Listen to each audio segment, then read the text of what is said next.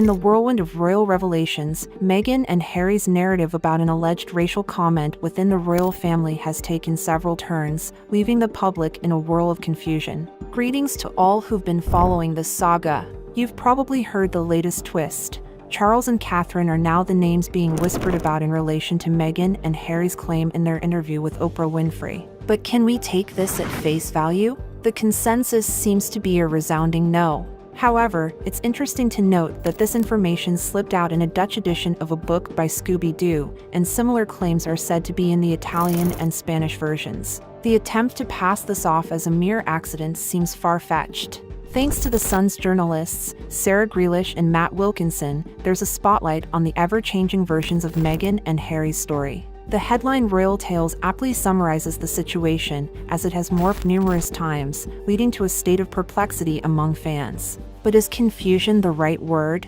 It seems more like a growing skepticism, as inconsistencies pile up. The changing narratives suggest a struggle to keep track of their own statements. One would think that to maintain a web of lies, a sharp memory is essential. However, it's speculated that Meghan and Harry's alleged past indulgences in alcohol and drugs might have taken a toll on their memory, making their story more muddled. They seem to forget that the public isn't sailing in the same boat, the audience remembers. Alright, let's dive into the murky waters of Meghan and Harry's shifting narrative. It all kicked off during that bombshell Oprah Winfrey interview, where they claimed a royal family member made comments about their unborn son Archie's skin color. This sparked a firestorm, leading to accusations of racism against the royal family, and even prompted William to publicly defend his family, stating emphatically, "We are very much not a racist family." But here's where it gets twisty. Initially, during the Oprah interview in March 2021, Meghan described concerns about how dark Archie's skin might be at birth, hinting at the implications of his complexion. She disclosed that these were conversations Harry had with others in the family, but she deliberately didn't name names to avoid causing damage. On Oprah's probing about Archie not being titled a prince, Meghan linked it to these racial concerns. Harry, however, didn't exactly mirror Meghan's account. He indicated that this troubling conversation occurred even before their marriage, describing it as awkward and shocking.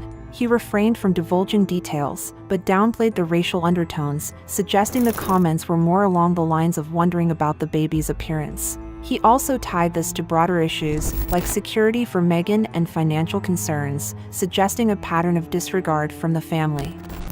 As the story continues to evolve, it becomes increasingly challenging to keep track of the narrative. It's a tale that's taken several turns, leaving the audience trying to piece together the puzzle. What started as a straightforward claim now seems wrapped in layers of contradiction, and, in the aftermath of the Oprah interview, the big question on everyone's mind was, who made the comment about Archie's skin color? Harry quickly stepped in to clarify that neither his grandmother nor grandfather were involved in those conversations, as confirmed by Oprah herself. Then, the story took a backseat until the release of Harry's book earlier this year. Suddenly, Harry's stance shifted dramatically. In a 90-minute interview with Tom Bradby, Harry refuted the idea that they ever accused any family member of racism, attributing it to media spin. Bradby, referencing the Oprah interview, asked Harry to clarify the alleged racism accusation. Harry's blunt response was, "No, I didn't," leaving even Bradby taken aback.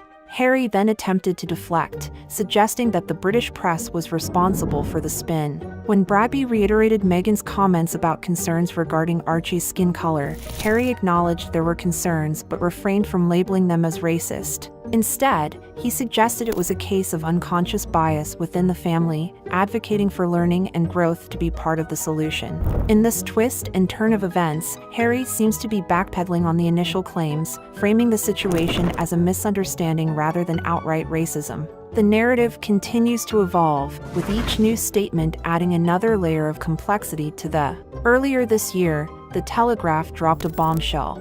Sources claimed Meghan had penned a letter to King Charles, addressing the alleged racism and bullying within the royal family. Reportedly, the king was disheartened by the severity of Harry and Meghan's allegations. Interestingly, it was Charles who, according to The Sun, reached out to Meghan post-interview. Meghan's response to Charles, as per sources, was that she never intended to accuse the senior royal, named in the letter, of outright racism. The dialogue between Meghan and the king suggested a mutual understanding that the remarks in question were not meant maliciously, but rather indicative of unconscious bias within the firm. Meghan expressed her concerns about this and thanked Charles for his understanding.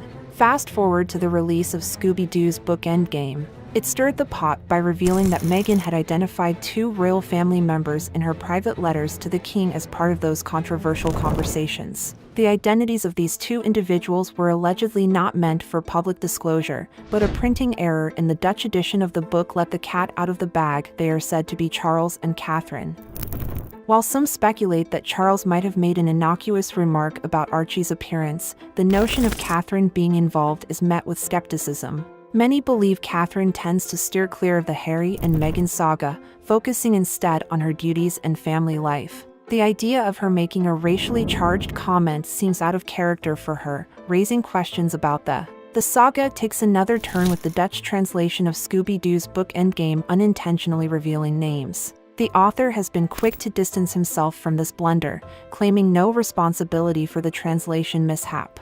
As reported by The Sun, he emphasized his role was confined to the English version, devoid of any naming. The publishers, caught in the crossfire, are scrambling to rectify the situation, announcing a swift reprint and removal of the erroneous copies, with the corrected version slated to hit the shelves on December 8th. This begs the question, was this error just a slip-up, or something more calculated? It's a twist that seems to strip Meghan and Harry of what some perceived as their leverage over the royal family. With their supposed trump card now out in the open, one wonders what, if anything, they have left to hold over the family's head. Amidst all this, Catherine's involvement remains highly doubtful. Known for her tact and measured speech, it's hard to believe she would risk making any controversial comment about Meghan's unborn child.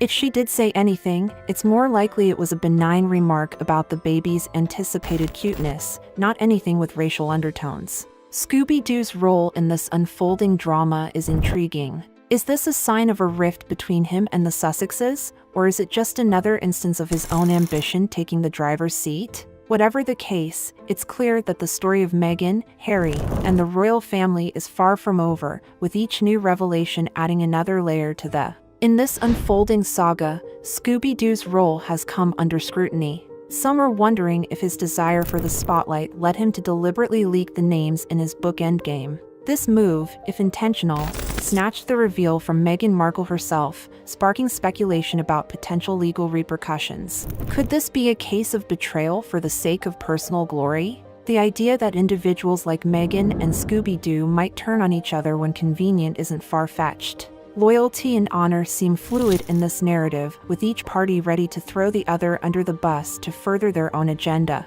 The question now is, what will the consequences be? Will there be a lawsuit against Scooby-Doo for this alleged breach? As we watch this drama unfold, the alleged publishing error continues to be a topic of heated debate. Was it a genuine mistake, or a calculated move by Scooby-Doo to steal the limelight and reveal the names of the so-called royal racists? The story's next chapter is yet to be written, but one thing is certain, the fallout from this revelation is bound to be significant. As we eagerly await the developments, the intrigue and speculation only